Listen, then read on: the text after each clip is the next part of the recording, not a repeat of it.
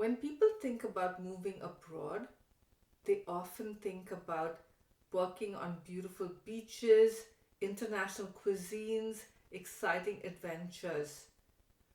But expat life is not always Instagram perfect. There are plenty of challenges, and no matter where you've moved from and no matter which country you move to, they are very similar. Today, I will be talking about 5 challenges that women face when they move to another country. I would call these the dark truths, something people don't normally talk about. Folks tell you to focus on finding housing, finding schooling for your kids, getting driver's licenses, banking, etc. But before I do that, let me introduce myself if this is your first time on the Expat Woman YouTube channel. My name is Naina Kaputi. I'm originally from India and I now live in the US, and I'm the founder and CEO of the Expat Woman, and I'm also a LinkedIn coach. So let's start with challenge number 1, and this is the biggest one. I've spoken with hundreds, I'd say thousands of women living abroad at this point, and the issue or the challenge or the hurdle that seems to be the most common across borders is loneliness, isolation. When you move to another country, you're leaving your family and friends behind. You have to start building your network from scratch, and that can lead to isolation, and it can lead to mental health issues like depression, panic attacks, and so much more. I suffered from loneliness, depression, panic attacks when I moved here, and I was lucky because I did meet my husband, who was originally from the US. So I did have a very supportive partner, but he was busy with work and I didn't have my work permit yet, and I had to basically fend for myself during the day. And I just remember walking around in the neighborhood and then coming back feeling really sad and feeling homesick and wishing that I could be with my friends and family back at home. It was even hard to see updates from friends and the fun stuff they were having. And I did try to make friends initially, but I kind of stopped. I wasn't as active as I should be. So, my tip for you is don't wait for people to invite you over to make friends with you. You have to step out of your comfort zone and you have to be a little strategic. You have to find opportunities where you'll find or meet like-minded people, and that's why I started the Expat Woman community and then the membership, because I wanted to bring together other women living abroad to connect, to collaborate, to help each other find opportunities. I will share a link to the Expat Woman membership, which is our paid community for purpose-driven, high-achieving women living abroad. But you need to find your tribe, your circle, your network, and it might take a while. Be patient and stay away from people that bring you down. Sometimes it's better to be lonely than be in a group or a crowd or an event or at a party or within a network where you feel even more lonely, where you feel like you don't belong. It's happened to me, and I kept hoping it would work, and then I realized I would come back feeling even lonelier and even more unhappy, and maybe it would be better if I just spent time by myself at home or hung out with my husband or kids. As women, we do seek other women's company. It's just natural. I think it's passed down through the centuries, where women would sit together and weave baskets or go together to the river to wash clothes or collect water from the well and chat. And I think it's just that innate need that we feel we need to find our network. And of course, if you're single, it's even harder because you don't even have that partner or spouse, and you really crave companionship and friendship and people to do stuff with. It could be virtually or it could be in person. Think about things you like doing, hobbies, or if you're interested in entrepreneurship, or you're a woman in tech, or you're just interested in connecting with other expats, and use our friend Google to find those events in the city you live in, or find them virtually, find groups in the city you live in or virtually, because even meeting people virtually can help you with overcoming isolation, loneliness. Virtual friends too can be very supportive As I mentioned earlier, I do have the Expat Women membership, and our members are across the globe, but they do get together for virtual coffee chats or to meet in groups, and I know they do all benefit a lot from each other. And maybe you've attended an in person event or a virtual event. Take the next step. You met a few people that you really enjoy chatting with, invite them for a coffee or to go for a walk. If it's online, invite them for a virtual coffee. So be proactive, and if something doesn't work out, if someone doesn't respond, you've sent them two messages and they didn't respond, that's okay, move on. But don't be alone and don't be isolated. In today's very connected world, it's so much easier to find friends and to find your support network. The second challenge that folks face is a loss of identity. Have you faced a loss of identity? Share in the comments if you have, because I did. When you live in another country, whether it's your country of origin, your passport country, your birth country, or you're moving across country, so you were an expat in one country, now you're moving to another, you established yourself in that country, you had a job or a business, maybe you were a community leader, maybe you were very involved in the parent teacher association at your kid's school, maybe you were involved in your church or religious organization, or you were like doing a lot of volunteer work, and then suddenly you come to this new country and you don't have any of those labels. You're starting from scratch. You're just that foreigner, that expat, that immigrant, whatever the term is, digital nomad. And then you've got to find that sense of identity, and sometimes you're not sure what it is. So start small. Maybe start journaling, write down stuff that comes to mind. Start listening to podcasts, watching videos like mine, just things that can trigger your mind to start thinking about how can I create a sense of belonging? What do I want to be known for? What do I need to do? And maybe you don't have a work permit, so you can't work yet, but you could take an online course, you could take an in-person course, you could just start painting if that's one of your hobbies, and that can give you a sense of identity. When someone asks you, oh, so you don't work, or what do you do, and you don't have a job right now, you can say, I'm waiting for my work permit, but in the meantime, I am spending time painting, or I'm taking this online course. And LinkedIn does have LinkedIn learning courses. Some of them I believe are free. You take the course and you get certified. So also focus on getting certifications if you are very sure or you know what you want to do next. Maybe it's volunteering. You want to volunteer, and and that can give you a sense of purpose, a sense of identity. Create a vision board. What do you want to see yourself doing in 1 year's time? What do you want to accomplish? What do you want to do? And it doesn't all have to be professional.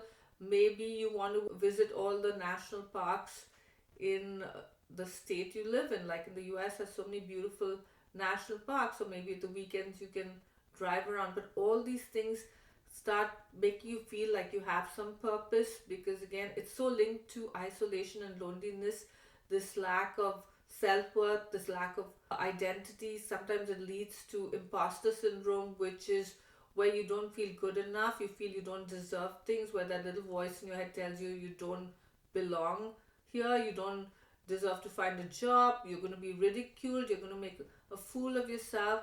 So start small, but find ways and find things that light you up, and with action comes clarity. You'll get clearer about what you want to do.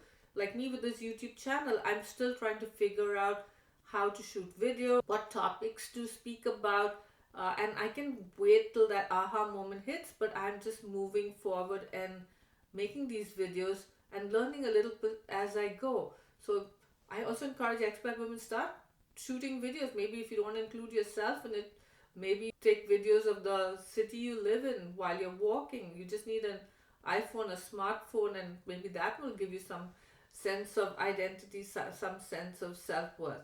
All right, so the next one, or the next challenge, is culture shock. So culture shock is challenge number 3, and again, it's related to isolation and your identity. Culture shock can really affect your mental health, affect your sense of isolation, can affect your sense of identity, because you're trying to do stuff, trying to figure out this new country, and you're failing because everything is so different.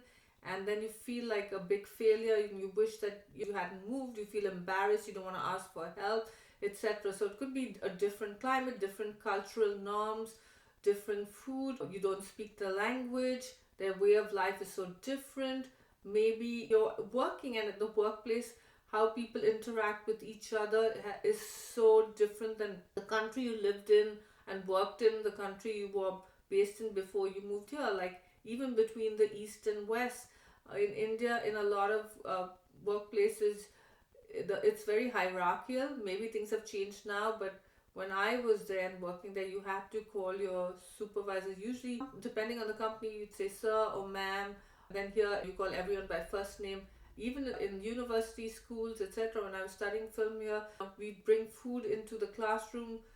The lecturers or the teachers were on the same level as us, whereas in India, there's more respect, and maybe things again have changed now, but you couldn't bring food and drink into class. You couldn't just leave when you wanted to go to the restroom. I know your kids can, they raise hand. I think we had to just sit in class till we had a recess. There's so many ways culture shock can show up. So it's important to accept it. Tell yourself it's normal. It's not, you're not a failure. It can be overwhelming, but you're going to be patient with yourself. You're going to figure things out, and things will get better. For me, my first Thanksgiving meal in the US was such a culture shock. In India, our foods are spicy, and even things like meats are cooked in a lot of curry with spices. And then here there was the bland turkey and the spaghetti squash and mashed potatoes. It all just seemed so bland, and I was sad. I was like, this is going to be what American celebrations are like, when American food.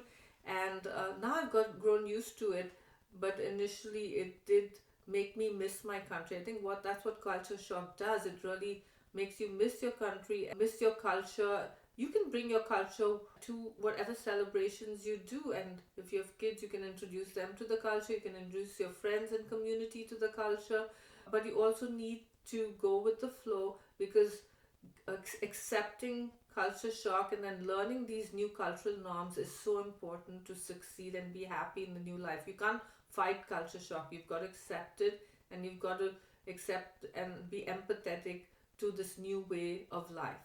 So that's challenge number 3. Challenge number 4 is career gaps, or not being able to work at all because you don't have a work permit. Maybe you don't know where to start. As I said, I think maybe did I mention this, but you have to start from scratch in so many ways when you move abroad, unless you've been moved through your job to another country. But even then, sometimes it's starting from scratch, because you've got to impress your new colleagues, your new supervisor. You've got to learn their way of work. But the beauty of these career gaps is that LinkedIn actually, and I'm talking a lot about LinkedIn because I am also a LinkedIn coach and trainer, and LinkedIn has introduced in the experience section a career gap, and one of the options is relocation. Another one is caregiving, because I know sometimes women moved, or even men might move to another country and there's no one to take care of their kids. Back in your country, maybe your family helped with your children, maybe daycare was cheaper, maybe your company provided it, and now suddenly you have kids and you have to take care of them, and then you can't work. So you can put those down in your LinkedIn experience section, career gaps. But if you don't know where to start asking people for help. It's very important as an expat that you find people that you can ask for help, and people are willing to give up their time. In the US, we have something called informational interviews, where you connect with someone for say 10 or 15 minutes. You ask them, do you have 15 minutes to spare? I just want to ask you more about the job you have, the company you are working at, or the business you run. Do not tell them you want to pick their brain. I hate when people say, I want to pick your brain about how you host events or all that you've learned about LinkedIn, especially when you're asking other entrepreneurs or service providers. Remember, that is their business. So if you're asking them for all their expertise and all that they've learned in the last 15 years, 10 years, 5 years, whatever, that's not right. So in that case, say, can I just ask you, I have some questions. I'm not asking you to share all your secrets, but just want to chat with you and brainstorm with you and ask you about my plans for a business or my plans for a job, etc. So do that. If you're meeting them in person, offer to buy them lunch or take them out for coffee. And of course, virtually, just tell them, I just want 10 or 15 minutes of your time. Okay, so that's something you can also do to learn about opportunities or career paths in the country you move to. And sometimes a new career path can actually be such an amazing opportunity. If I hadn't moved to the US, you wouldn't be seeing me on video today. I don't think so. What would I talk about? My target audience is purpose driven, high achieving, talented women living abroad, and I can share my experiences, my challenges, my hurdles with them. So you can turn a challenge into an opportunity and make the most of it. So again, you want to have clarity on what you want to do in the country, what kind of job you want. And now with the beauty of remote work and hybrid work, things might be easier. There's so many digital nomads working all over the world. But it is a challenge, but you want to turn the challenge an opportunity and find ways to figure out what you want to do, how to find that job, how to start the business. Ask for help, do your research. Now we have Chat GPT. You can even ask them for ideas and brainstorm with them. So there's so much you can do right now with closing that career gap, finding a new job, starting a business, or taking your career to the next level. And again, we provide support inside the Expat Women membership, where our members collaborate and support each other with challenges like these. And finally, the challenge number 5, which I think people rarely talk about. We know about loneliness, we know about culture shock, we know about lack of identity, not being able to work, so career setbacks. But expat guilt is so rarely spoken about, and this is huge. Expat guilt is feeling guilty because you feel like you've deserted your country, you've deserted your family, you're having this fabulous life, even if it's not always fabulous, but you're having this wonderful time in a new country because maybe the photographs on Instagram or social media portray that to people back home, and maybe you're missing out on milestones, or like me, you might have aging parents back in that country. I just have my mom there. She has some siblings living around, but she's getting older, and my only brother lives in Canada and I live in the US. We did invite our mom to come live either with us in the US or in Canada, but she wanted to live in India. My dad built the house she's living in, and she wants to live there, and she wants her independence. But I do feel guilty because I'm only able to go home once a year for a couple of weeks. She's missing out on her grandkids, their milestones, their graduations, their birthdays. So one of the things we do, one of the tips I want to share is using WhatsApp. So we turn on videos so we can see each other during a milestone birthday or something special. She can see it. Of course, there is a time zone to consider as well, but we try to get involved. And my mom is hard of hearing, so I can't speak to her on the phone much because she can't hear me. So we exchange WhatsApp messages every day. We send photographs. She'll send me some photographs. I'll send her. My brother does the same. We also have a family WhatsApp group. So getting your family involved wherever they are, or friends involved, whatever's making you feel guilty. Maybe you have friends back who are really struggling with their lives, and you were the lucky one who got the green card or the lottery visa or was able to actually move. Maybe they have kids and they cannot move, and you're feeling guilty that their lives may not be as easy as yours or as successful as yours. So keep them in the picture and lean into your guilt. That's normal. It's okay to find guilt, but don't stop it from letting you thrive, from you sharing how you are enjoying your new life. And don't just share the wins, share the challenges, so they know that it's not all a bed of roses. There are some thorns as well. Expat guilt is huge. Maybe there's a death in the family. Sometimes you can't go for the funeral. There's a wedding. You can't attend the wedding because of work, or because your kids have school, or because of you can't afford to fly back all the time. But this is part of expat life, and we've got to accept it, and we've got to accept the guilt, but we can't live with the guilt all the time. We can do whatever we can to include our family, stay in touch with them, include our friends, stay in touch with them, support when we can people back home. But we chose this life, or maybe we came along with our partner and they chose the life and we said yes, and we've got to continue with our lives in the country we've moved to. So those are the 5 challenges Loneliness was challenge one. The second one was your loss of identity. The third one was culture shock. The fourth one was career gaps, career setbacks. And then the final one is expat guilt. These are, I would say, the dark side of living abroad, the truth people don't often talk about. And I'm hoping that this creates awareness and makes you realize you're not alone. And I still sometimes experience some of these challenges. It doesn't go away. I've been here in the US for 22 years and I still experience it, and I have to remind myself it's normal that things will crop up because of certain chapters in your life, seasons in your life, something that's happened back home, something that's happened with you right here. So you have to accept it. But there's so much beauty with being an expat.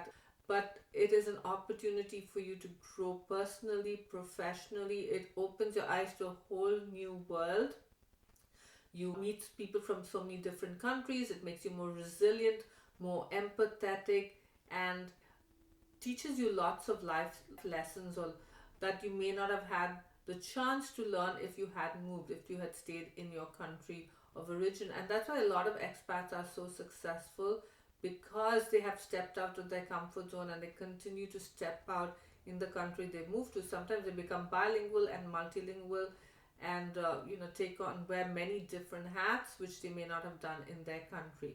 So what challenge did you face when you moved abroad? Let me know in the comments, or the 5 challenges that I just shared, which of these was the biggest one for you and what did you do to overcome it?